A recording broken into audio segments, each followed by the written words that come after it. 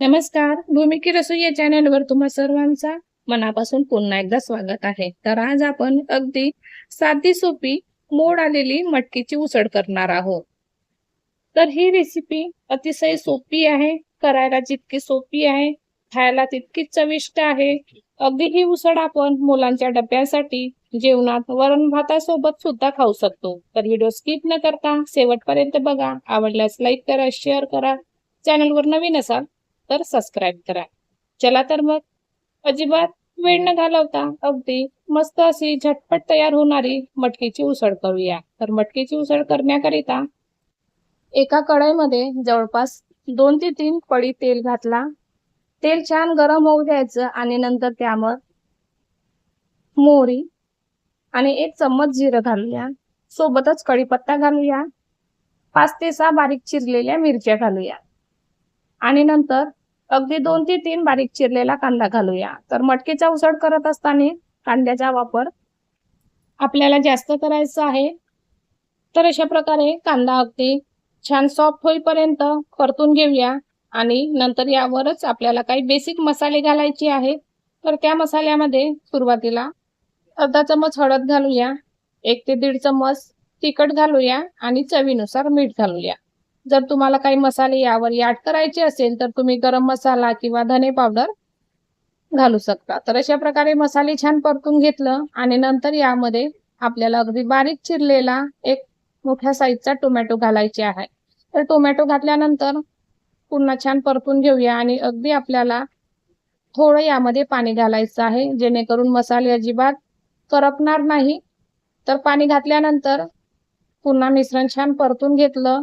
2 ते 3 मिनिटं tomato soft होईपर्यंत छान तेल उठेपर्यंत आपल्याला सर्व मसाले शिजवून घ्यायचे आहे आणि नंतर यामध्ये आपण मोड आलेली मटकी घालणार आहोत. तर अशा प्रकारे इथं मी सर्वच मोड आलेली मटकी घालून घेतली आणि नंतर मटकी परतून घेऊया.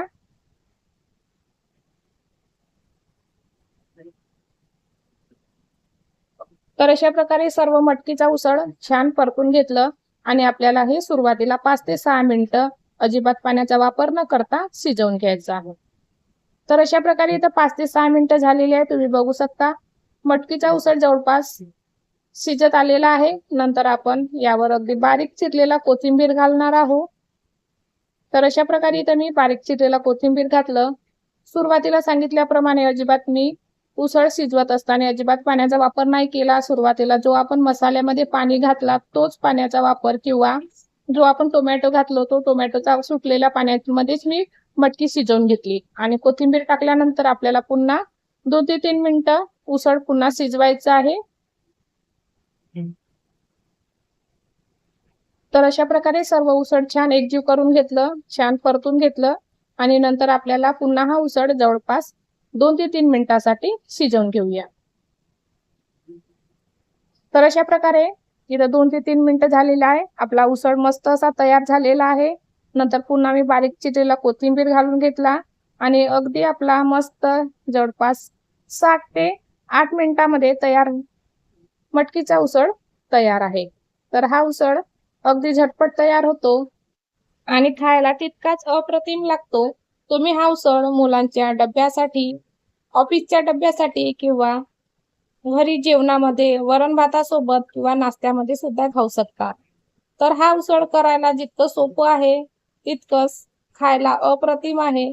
आणि हा उसळ करत असताना एक महत्वाची गोष्ट सांगायची राहून गेली, ती म्हणजे तुम्ही जेव्हा मटकी कोंब येण्याकरिता किंवा मोड येण्याकरिता जेव्हा तुम्ही कपड्यामध्ये न बांधता एखाद्या चाळणीमध्ये ठेवा, त्यामुळे मटकी अजिबात चिकट होणार नाही किंवा तिला असा उग्र वास येणार नाही आणि ती खायला अप्रतिम लागेल. तर व्हिडिओ कसा वाटला मला कमेंट करून नक्की सांगा. आवडल्यास लाईक करा, शेअर करा. चॅनलवर नवीन असाल तर सबस्क्राईब करा.